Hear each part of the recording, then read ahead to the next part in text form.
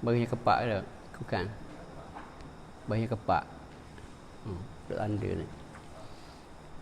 Tu dah.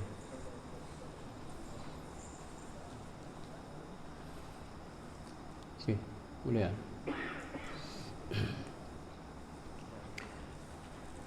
Bismillahirrahmanirrahim. Alhamdulillahi rabbil alamin. Wassalatu wassalamu ala asyrafil anbiya'i wal mursalin wa ala alihi wa sahbihi ajma'in. Subhanaka la ilma lana illa ma 'allamtana innaka antal alimul hakim. Rabbi shrah li sadri wa yassir li amri wahlul 'uqdatam min lisani yafqahu qawli.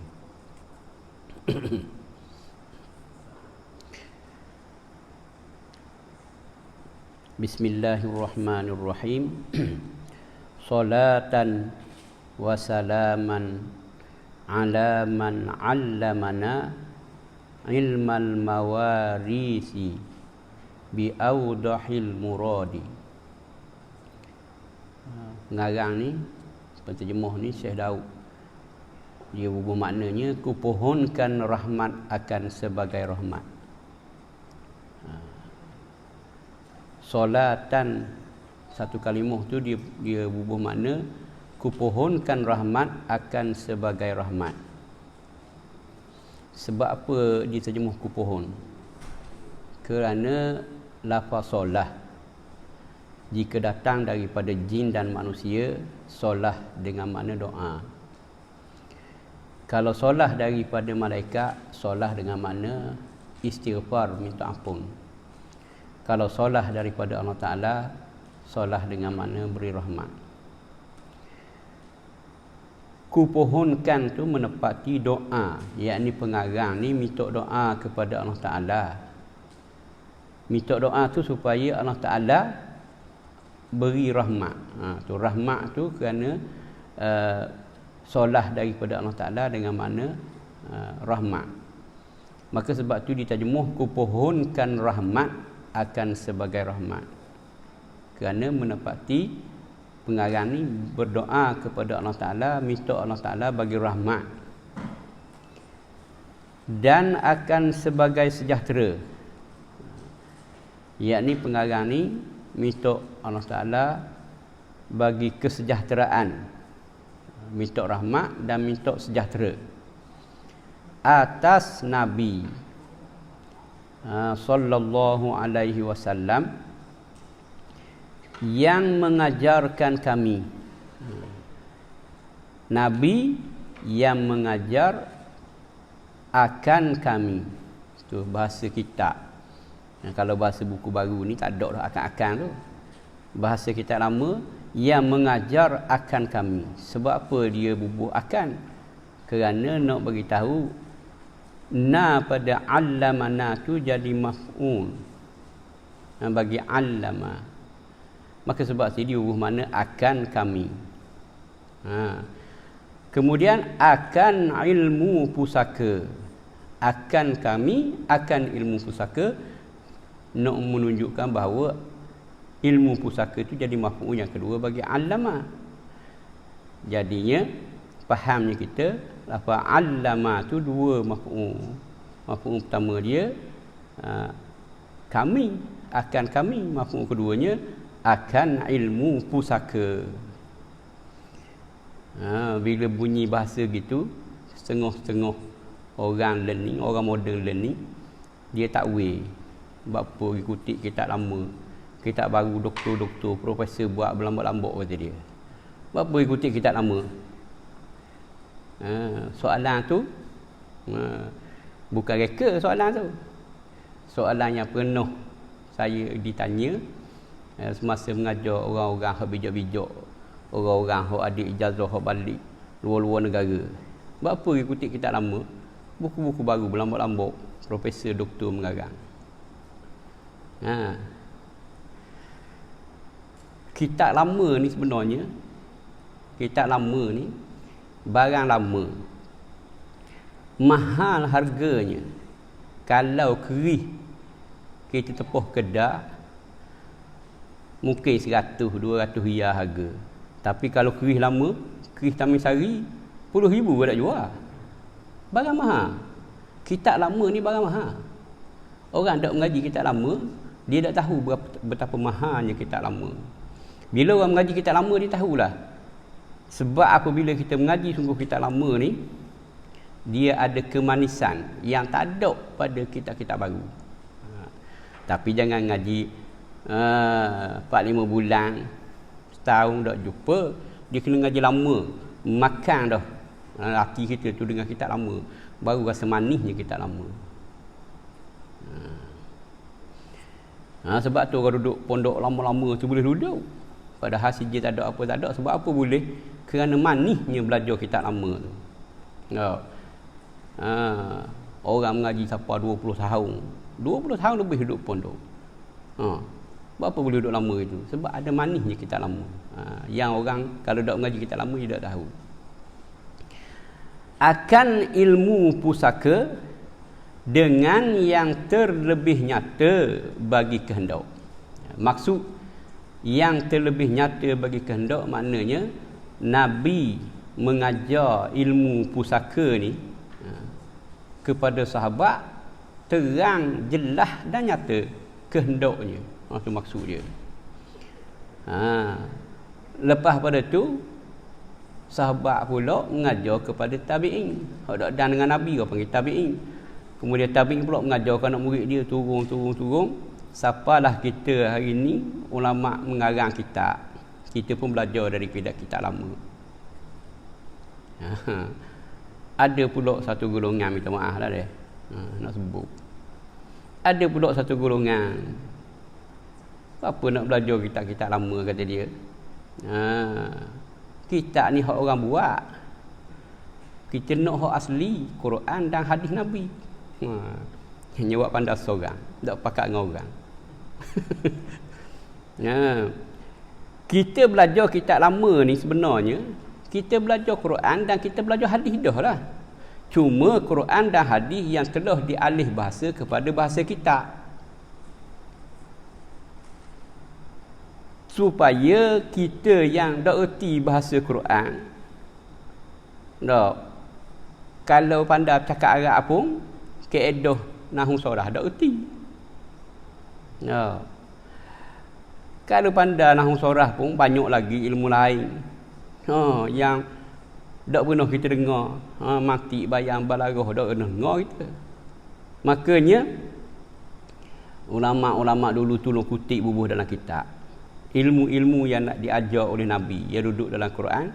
Ulama-ulama tolong tulis dalam kitab, maka dialih bahasa daripada bahasa Quran dan bahasa hadis itu kepada bahasa kitab.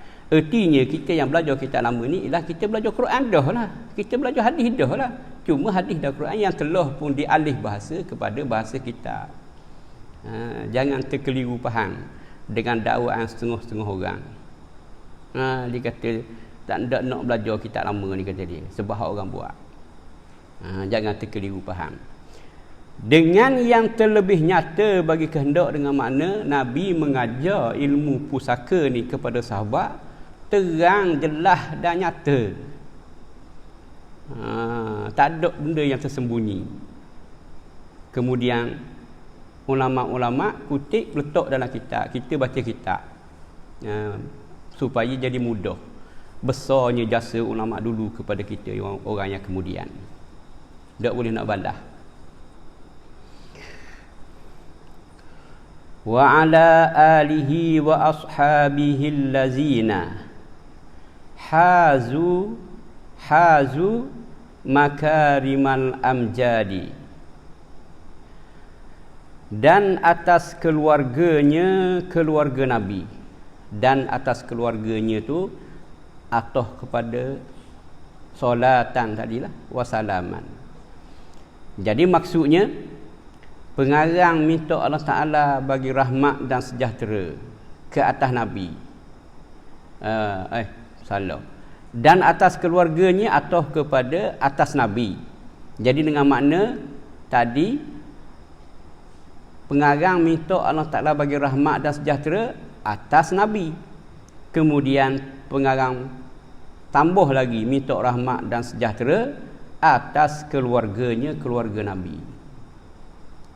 Siapa dia keluarga Nabi? Keluarga Nabi ialah keturunan Bani Hashim dan Bani Muttalib. Itu keluarga Nabi orang panggil.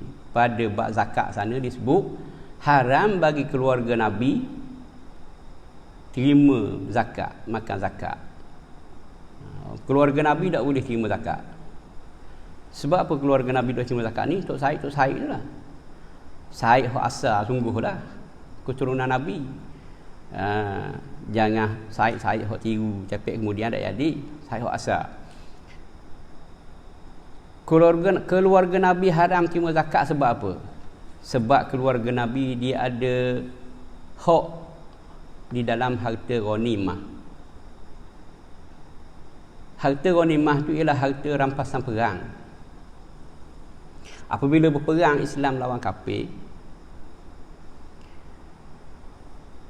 harta yang kalau kafir tu kalah, dapatlah harta tu kepada orang Islam. Kerana orang kafir ni kalah, dia tinggal harta dia, hak duduk di kemah tu, puyuk belanga habis dia tinggal belaka, dapur-dapur gas pun tinggal habis, orang Islam dia ambil kutip buat balik. Tu jadi harta ghanimah. Hak duduk di tubuh dia tu, duduk di tubuh orang kafir tu, kalau ada jarolek umpamanya tak ada, kata saja je. Enggak jarolek tu mahal. Kalau ada jarolek tu tak jadi harta ghanimah. Dia panggil hak tu jadi harta salab. Ghanimah aja rin nun alif miha. Salab aja sin lam ba. Dia salab. Kalau nak tulis lah ayat tu. Kalau salab aja guna tak tahu. Salab tu je sin lam ba. Hak duduk di tubuh orang kafir tu, kita bunuh seorang, tidak syarat bunuh. Kalau kita fiqh tak syarat bunuh. Kita melemahkan dia, dia lawan dah. Umpama kita kerak tangan dia, kerak kaki dia, orang tak boleh nak berlari dah dia. Kita pun boleh higat dia. Jadi harta yang duduk di tubuh dia, gelang ke, rata ke ada, cicing ke ada tubuh dia tu, hak tu jadi harta salab. Salab tu jadi hak bagi orang yang membunuh. Kita kerak kaki dia, hak tubuh dia jadi hak kita. Bocor air umpamanya bawa kok daga perang, bawa bocor air jadi hak kita. Lepas tu bila dia kalah, hak duduk di kemah dia tu, hak tu jadi harta ghanimah. Harta ghanimah ni jadi perbendaharaan negara. Satu daripada 5 bahagian tu jadi pemberadaan negara. Dia keraklah. Dia ada bahagian-bahagian dia kerak-kerak. Jadi harta pemberadaan negara. Dan di dalam harta ghanimah tu ada juga hak bagi keluarga Nabi, keturunan Bani Hashim dan Bani Muttalib ni. Dia tak pergi perang, dia duduk rumah, tapi dia ada hak dalam harta ghanimah tu. Oleh kerana keluarga Nabi dia ada hak bagi harta ghanimah rampasan perang, maka sebab tu dia tak boleh terima zakat. Haram dia makan zakat. Maka sebab tu Nabi kalau orang beri zakat dia tak terima. Orang beri sedekah dia tak terima. Nabi hanya terima hadiah sahaja. Semua perkara tu sebenarnya Nabi tak makan sedekah, ditulis dalam kitab-kitab agama dulu. Maka sebab tu ada sebut sejarah antara orang kafir ahli kitab, dia nak uji Nabi ni sungguh ke tak Nabi akhir zaman. Maka dia beri barang, dia sebut beri sedekah. Maka Nabi tak makan, dia bagi ke sahabat. Lepas tu dia pergi pula sekali lagi, dia sebut ini hadiah daripada saya kepada Tuhan. Nabi pun makan lalu. Dengan sebab tu maka dia kata orang tadi, orang kafir tadi kata dia sebenarnya sungguhlah kata dia Muhammad ni Nabi. Sebab sebut dalam kitab dia Nabi akhir zaman tak makan sedekah. Keluarga Nabi zakat tak boleh juga. Kerana zakat bagi keluarga Nabi, tak boleh kerana dia sudah ada hak dalam harta ghanimah. 1/5 daripada 1/5. Dia panggil khumusul khumus di dalam kitab fiqh. Tak boleh panjang tu. Nak cerita dia. Tapi untuk sepitah lalu, pengetahuan sepitah lalu. Ada pun keluarga Nabi pada bab berdoa. Di sini pada bab doa, keluarga Nabi pada bab doa ni ialah semua orang mukmin walaupun yang melakukan maksiat masuk di bawah keluarga Nabi. Maknanya apabila pengarang ni minta Allah Taala bagi rahmat dan sejahtera atas keluarga Nabi, termasuklah kita yang baca kitab dia ni, yang dengar orang baca kitab dia ni. Bukan ngajar sangat, saya pun dah reti kau. Orang yang dengar baca kitab ni pun masuklah juga. Orang ngajar ni orang alim. Saya ni baca itu jelah. Baca hak orang tulis. Lepas tu baca hak tok guru kata. Nak kata sendiri tak pandai. Dan segala sahabat Nabi atau kepada Nabi, yakni pengarang ni minta juga Allah Ta'ala bagi rahmat dan sejahtera atas sahabat Nabi. Siapa dia sahabat Nabi? Sahabat Nabi tu ialah, dia ada syarat dia. Yang pertama syaratnya, hendaklah dia tu hidupnya Islam, mati pun Islam. Masa hidup Islam, kakak nak mati, ia murtad, tidak jadi sahabat. Hidup Islam, mati pun Islam. Syarat yang pertama.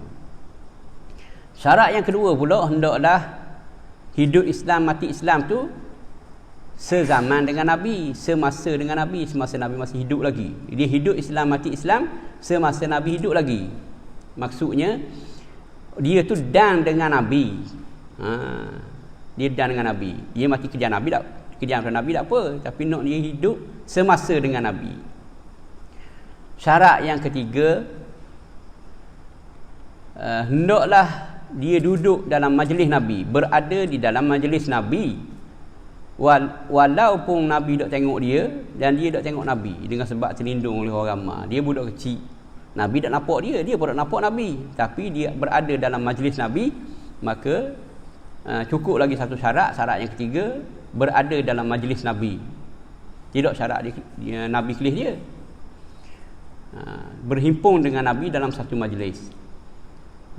Tiga syarat tu hak masyhurnya. Dan setengah ulama tambah lagi satu syarat, kata dia. Syarat berhimpun tu, kata dia, hendaklah berhimpun di atas muka bumi. Kalau berhimpun tidak di atas muka bumi, tak jadi sahabat. Maksud dia mana? Nabi semasa Isra' Mi'raj naik ke langit, berjumpa dengan Nabi Isa ke langitnya. Nabi Isa bukan sahabat Nabi, sebab dia jumpa atas langit. Syarat jumpa atas bumi. Itu syarat dia. Tapi yang masyhur dalam kitab kebanyakannya, tiga syarat tu je. Tiga syarat yang sebut tadi. Syarat yang keempat tu setengah ulama sebut lagi, tambah.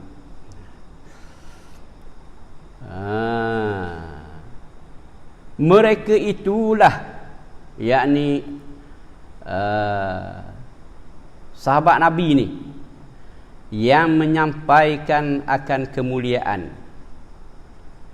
Yakni maksud yang menyampaikan akan kemuliaan, yakni sahabat-sahabat Nabi ni mulia.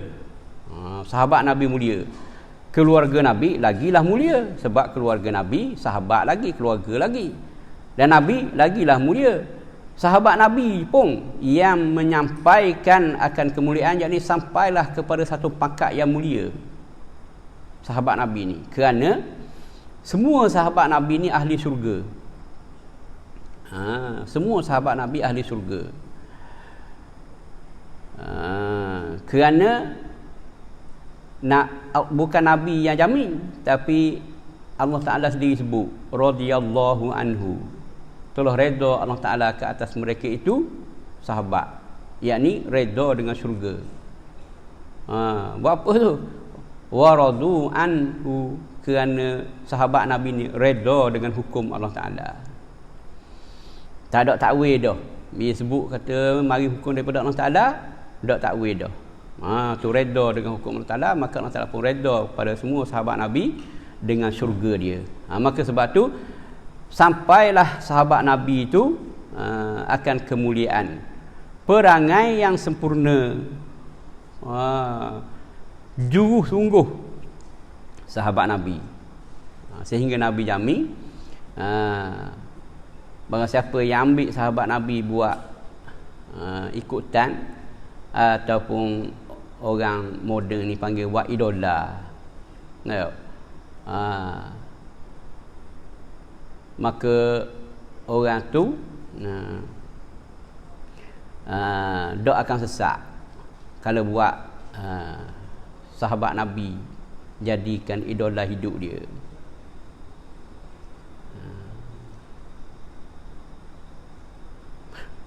Saya nak suka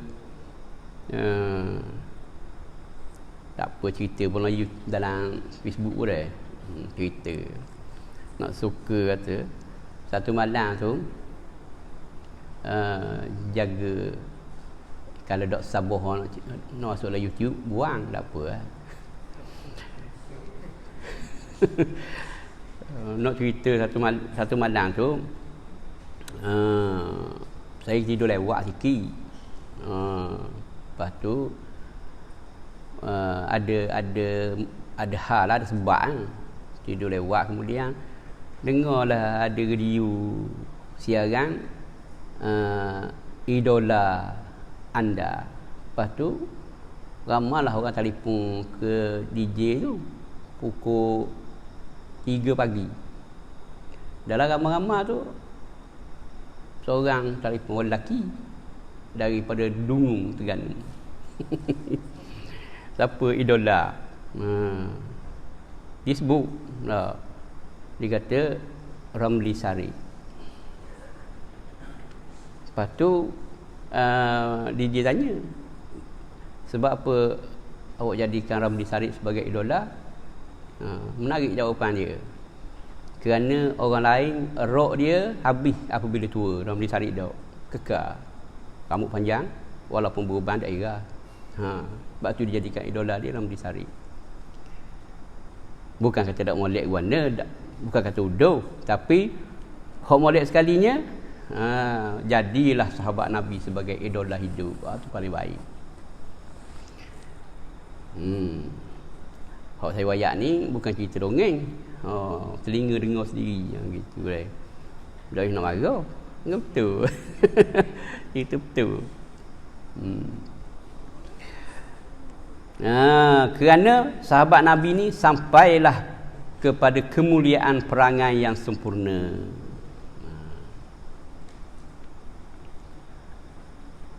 Wa ba'du. Sikit lagi. Wa ba'du fahazihi risalatun mukhtasaratun saghiratun fi bayani ilmil faraidi wat ta'sibi. Terjemuh dia, dan ada pun kemudian daripada itu. Maksud kemudian daripada itu tu ialah kemudian daripada pengarang memulakan kitab dia ni dengan Bismillahirrahmanirrahim, kemudian dia selawat dan dia salam. Lepas pada tu lepas pada Bismillah, Alhamdulillah, selawat dan salam, kata dia, maka inilah suatu risalah. Kitab lama ni suatu belaka. Suatu dalam kitab lama ni dikena-kenalah satu benarnya. Inilah suatu risalah, yakni ini satu risalah. Baik, kalau orang tanya, kalau sebut inilah, Arab dia panggil tu isim isyarat, maknanya tunjuk ke benda. Tiap-tiap isim isyarat kena ada benda yang kita isyaratkan. Inilah kena ada benda yang kita tunjuk. Kalau tak ada benda nak kata inilah ke mana? Inilah suatu risalah, ini satu risalah. Risalah guna tak buat lagi, baru nak mengarang mukadimah dah habis lagi. Guna boleh kata inilah dah tu. Kata Tok Guru kata Boleh kata inilah tu kerana tuju kepada apa yang ada dalam hati pengarang. Kerana kitab yang dia nak buat ni, walaupun kitab tu tak buat lagi, tapi seolah-olah sudah ada dalam hati dia. Dia macam orang nukan juga. Kita buat satu benda, ada dah dalam perut kita. Benda tu siap dah. Surah kita buat ni, lama dah dalam perut saya ni. Gini benda ni, lama dah dalam perut. Sekeliling ni pasal mozaik habis ni, lama dah dalam perut. Lama dah dalam perut. Tu baru pasal hari ni start. Jadi seolah-olahnya macam siap dah surah ni sebutir ni pada pihak tuan dia.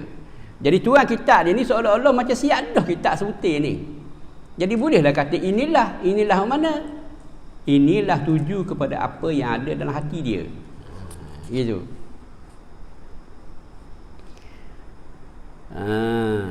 Dah orang takwil lagi. Dah benda yang ada dalam hati bukan benda bertokoh. Benda angan-angan saja je, tak ada benda bukan bertokoh. Kata dia, kata Tok Guru, kalau orang tanya gitu, jawab dia, walaupun dia bukan tokoh, tapi benda tu benda yang tahqiq dia panggil. Benda yang tahqiq seolah-olah benda dah ada dah. Contoh buat misal bagi benda yang tahqiq. Biarlah orang tahu dah nak ayat juga ni, dengar pula. Ada tahu lagi sedang boleh tahu dengar malam ni. Benda tahqiq ni gini. Orang motor-motor banyak tu dia motor-motor tu dia tahu dah boleh seguning. Tahqiq tu. Pagi tu dia pergi motor-motor, siap habis motor-motor, dalam hati dia kata seguning. Padahal duduk dalam batang lagi titik tak. Tapi dalam perut dia seguni dah. Hak benda lagu tu orang panggil tahqiq. Benda lagu tu orang panggil tahqiq. Jadi seolah-olahnya motor hari ni balik tu boleh dah seguni pula hari ni. Mana seguni ke? Baru tak ada tahqiq dah. Memang boleh sebab mari boleh dah, mari dulu boleh dah seguning. Gitu benda tahqiq dia panggil. Serupalah dengan kitab ni, walaupun tak tulis lagi, tapi benda ada dalam perut dia dah, benda ni benda tahqiq orang panggil. Serupalah dengan surah ni, walaupun tak siap lagi, tapi tahqiq dah akan datang ni dia jadi sebagaimana hak duk nampak kita dah nak buat. Gitu. Itu panggil walaupun benda tu tak ada, tapi oleh kerana benda yang tahqiq seolah-olah macam ada juga, maka bolehlah kita isyarat dengan ini. Gitu. Wayak tu hak tu wayak itu. Orang tu pandai ustaz ada. Wayak tu wayak je saya pun. Maka inilah suatu risalah yang tersimpan. Baca. Apa maksud yang tersimpan? Yang tersimpan diterjemuh daripada Arab mukhtasaratun. Maksud mukhtasaratun tu dalam bahasa Melayu makna ringkas. Jadi yang tersimpan yakni yang ringkas. Inilah suatu risalah, satu kitab kecil yang ringkas. Oh, kitab kita nak baca ni kitab ringkas je ni. Bukan kitab besar-besar ngapung. Kitab ringkas je. Lagi kecil tu nak isyarat bahawa risalah tu ialah kitab kecil. Ini satu risalah.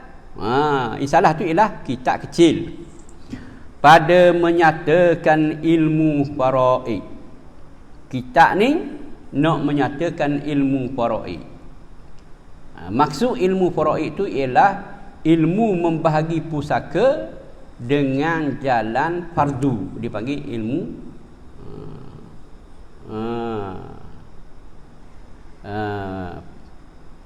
ilmu faraid dia panggil, bahagi pusaka dengan jalan fardu.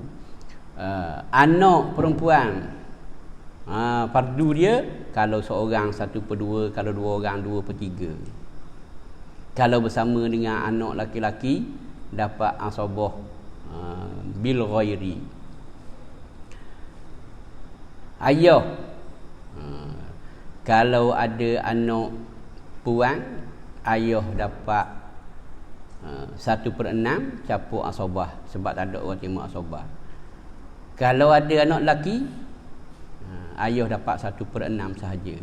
Tak ada anak lelaki, tak ada anak puan, tak ada cucu, ayah dapat asabah. Jadi hak jenis 1/2, 1/3, 1/6, hak tu dia panggil ilmu faraid, dia panggil. Gitu. Istilah dia. Ilmu faraid tu ialah ilmu hak jenis ada ketetapan dah banyak mana. Tu ilmu faraid dia panggil. Dan taksib. Ta'ain sa'ba. Sa'yaba. Dan taksib, yakni ilmu membahagi pusaka dengan jalan asabah. Asabah ni ialah menghabisi harta pusaka. Anak laki-laki, asabah, menghabisi harta pusaka. Saudara laki-laki, tak ada orang lain, dia seorang dia je, menghabisi harta pusaka. Ayah, dia seorang dia, tak ada orang lain, menghabisi harta pusaka. Menghabisi lagu tu orang panggil ilmu taksib. Jadi kita ni nak cara dua je. Ilmu faraid hak bagi dengan jalan fardu, dan ilmu taksib nak bagi perhabis. Dua perkara tu je, bukan banyak pun. Cuma payah. Payah tu jangan takut. Payah sebab dok ngaji je, dan ngaji mudah lalu. Dan ngaji mudah. Ingat masa duduk di tani, masa baru pergi tani tu, duduk di pondok Quran. Pondok Quran tu dia ngajar qiraat 7. Orang panggil moksu ya, tok guru apa kan. Dia ajar mula-mula, lepas pada hafaz ni syu'bah, lepas tu nafi' qulun warah. Lepas tu kata dia hak moksu ngajar hak payah dulu, kata dia. Lepas pada tu dan boleh hak payah ni, kata dia. Tak ada lah, mudah lah. Jadi faraid ni payah. Tak apalah, habis hak payah ni mudah lah. Jangan payah. Lepas tu tak boleh ngaji hak payah nak. Ada gitu. Hak payah tu kita ngaji. Hak mudah lah yang ngaji, baca surah khabar putih lalu dah. Yang ngaji tu, ni hak payah ngaji. Gitu.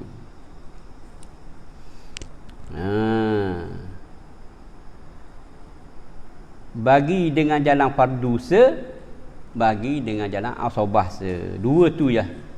Kitab ni nak cerita. Kemudian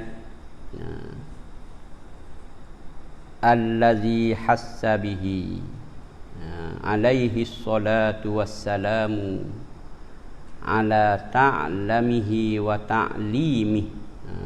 Bertika allazi hassabihi, wallahu a'lam. Baca doa sikit. Bismillahirrahmanirrahim. Alhamdulillahirabbil alamin. Wassalatu wassalamu ala asrafil anbiya'i wal mursalin wa ala alihi wa sahbihi.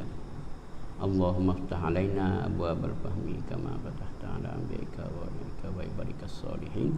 Rabbana atina fid dunya hasanah wa fil akhirati hasanah wa qina azabannar. Wa sallallahu ala sayyidina Muhammadin wa ala alihi wa sahbihi wa sallam. Walhamdulillahi rabbil alamin.